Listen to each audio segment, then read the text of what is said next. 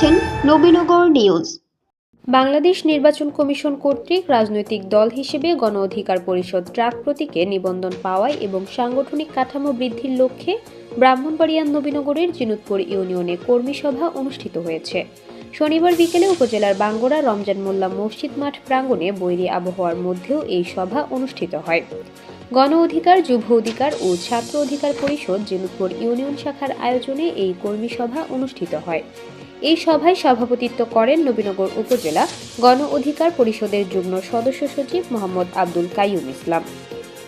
নবীনগর উপজেলা যুব অধিকার পরিষদের দপ্তর সম্পাদক ফয়সাল আহমেদ শুভর সঞ্চালনায় এ সময় বক্তব্য রাখেন ব্রাহ্মণবাড়িয়া জেলা গণ অধিকার পরিষদের আহ্বায়ক কাজী রাজিউর রহমান তানভীর, যুগ্ম সদস্য সচিব মোহাম্মদ সাব্বির আহমেদ, ব্রাহ্মণবাড়িয়া জেলা যুব অধিকার পরিষদের সভাপতি মাসুম আহমেদ, সাধারণ সম্পাদক জান্নাতুল শাফি, ব্রাহ্মণবাড়িয়া জেলা ছাত্র অধিকার পরিষদের সভাপতি সুহেল রানা রাফি, নবীনগর উপজেলা গণ অধিকার পরিষদের আহ্বায়ক সাদেক আহমেদ আকাশ, নবীনগর উপজেলা যুব অধিকার পরিষদের সভাপতি শেখ হায়দার আলী সুমন, সাধারণ সম্পাদক হাকিম আহমেদ হৃদয়, সিনিয়র সহসভাপতি রাকিবুল ইসলাম রাসেল, যুগ্ম সাধারণ সম্পাদক মেহেদি হাসান।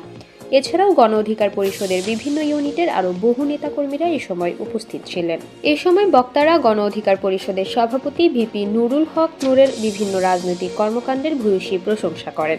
তারা অবিলম্বে নবীনগর উপজেলার প্রতিটি ইউনিয়নে গণ অধিকার পরিষদের শক্তিশালী সাংগঠনিক কাঠামো তৈরি করে আগামী জাতীয় সংসদ নির্বাচনে নিজেদের অবস্থান জানান দিতে সবাইকে একযোগে কাজ করার আহ্বান জানান। আমাদের তরুণ সমাজ যদি এই শেখ হাসিনার মতো স্বৈরাচারকে পতন করতে পারে, বাংলাদেশের দুর্নীতি, দুঃশাসন, অপরাধ নীতি এইগুলো সংস্কার করতে পারবে। এই ক্ষেত্রে আপনাদের স্বতঃস্ফূর্ত অংশগ্রহণ দরকার।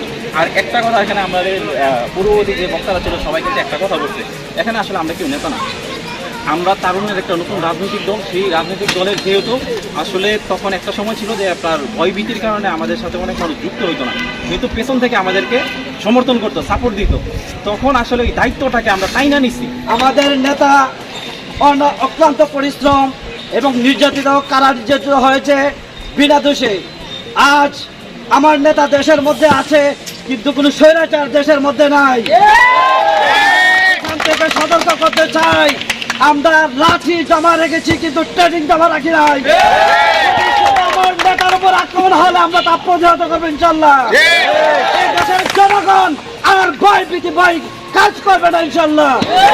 আগামী বাংলাদেশ বিপিনুরের বাংলাদেশ, বাংলাদেশ বারুণদের বাংলাদেশ, আগামী বাংলাদেশ আমার সোনার বাংলাদেশ। এই সোনার বাংলায় বৈষম্যের ঠাঁই নাই।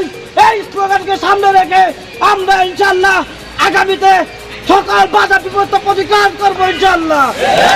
পাশে থাকবেন, আপনারা পাশে থাকলে আমরা ইনশাল্লাহ আজকের প্রোগ্রাম থেকে ওয়াদা দিচ্ছি, আমরা ইনশাল্লাহ আপনাদের সাথে সবসময় কাজ করে যাব।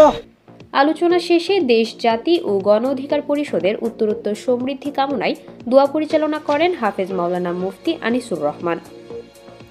নবীনগরে বাঙ্গড়া রমজান মোল্লা মসজিদ মাঠ থেকে ঘুরে এসে নিজস্ব প্রতিনিধি কাউসার আলমের পাঠানো তথ্যচিত্রে নবীনগর নিউজ।